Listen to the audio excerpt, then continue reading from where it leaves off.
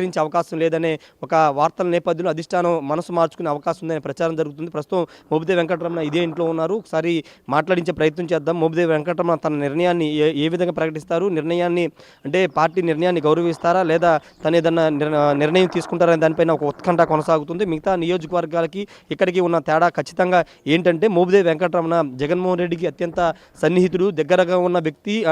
2004 నుంచి కాంగ్రెస్ పార్టీలో రాజశేఖర రెడ్డితో ఉన్నారు. రాజశేఖర రెడ్డి క్యాబినెట్లో కూడా పనిచేశారు. తర్వాత జగన్మోహన్ రెడ్డి ఓదార్పు యాత్ర దగ్గర నుంచి కూడా ఆయనతో పాటు ట్రావెల్ అవుతూ వస్తున్న నేపథ్యంలో ఆయనకి జగన్కి అత్యంత సన్నిహితుడిగా పేరున్నటువంటి మోపిదేవి వెంకటరమణ కూడా అక్కడ స్థానం లేకుండా వేరే అభ్యర్థికి అక్కడ సీట్ ఇవ్వడం పట్ల ఆయన అనుచరులు కూడా తీవ్ర స్థాయిలో ఆగ్రహం వ్యక్తం చేస్తున్నారు.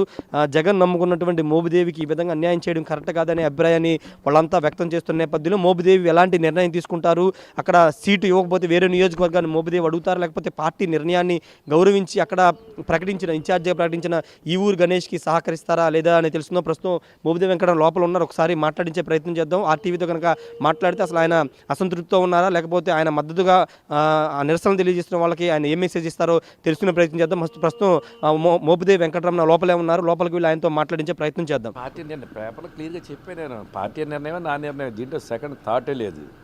ఏ ఛానల్ ఎట్లా నా గురించి రాసుకున్నా, ఏ పేపర్లు ఎట్లా రాసుకున్నా కానీ నాకు సంబంధం లేనే లేదు. మా నాయకుడు జగన్మోహన్ రెడ్డి గారు, ఆయన నిర్ణయమే శిరోధార్యం. దీంట్లో %% కూడా డివైట్ అయ్యేది లేదు. అంటే మీరు వేరే చోటకి మారబోతున్నారు అవునుగడ్డ నిర్ణయాలు ఏదన్నా అధిష్టాన వర్గం నిర్ణయం చేస్తుంది, నా నిర్ణయం కాదు. నేను క్రమశిక్షణ కలిగినటువంటి కార్యకర్తని, నేను నాయకుని కూడా అంటలా. అది గుర్తుపెట్టుకోండి. పార్టీ నిర్ణయం గణేష్ గారా లేకపోతే ఇంకొకలా ఎవరైనాది ఎవరిని నిర్ణయం చేస్తే వాళ్ళ యొక్క గెలుపు కోసం అహర్నిశలు కష్టపడి నేను కానీ నా పార్టీ నాయకులు కానీ కార్యకర్తలు కానీ పనిచేస్తారు. దీంట్లో రెండు ఆలోచన లేదు. అంటే మిమ్మల్ని అభిమానించే వాళ్ళు మీ కార్యకర్తలు మొన్న మీటింగ్ కూడా పెట్టినారు ఇక్కడ తాడేపల్లి. ఒకటి తర్వాత మాట్లాడతాను.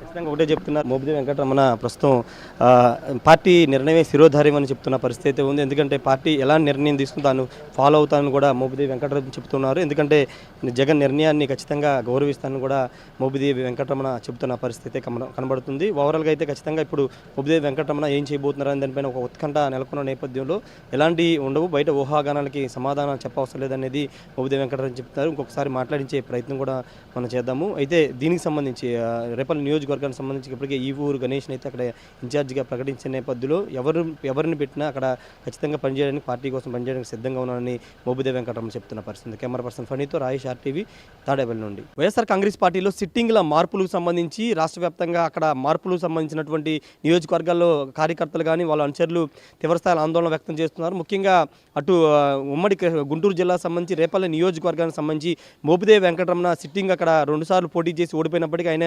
2019లో జగన్మోహన్ రెడ్డి క్యాబినెట్లో పనిచేశారు. తర్వాత ఆయన రాజ్యసభకు కూడా మోపిదేవి వెంకటరమణ పంపించారు. అయితే ఈ నేపథ్యంలో అక్కడ మోపిదేవి వెంకటరమణ కాదని ఈసారి ఈ ఊరు గణేష్కి అక్కడ ఇన్ఛార్జిగా ప్రకటించిన నేపథ్యంలో ఆయన అనుచరులు, కార్యకర్తలు, సామాజిక వర్గానికి సంబంధించిన నేతలందరూ కూడా తీవ్రస్థాయిలో ఆగ్రహం వ్యక్తం చేస్తూ సమావేశాలు పెట్టుకుంటూ ఖచ్చితంగా మోపిదేవి వెంకటరమణకి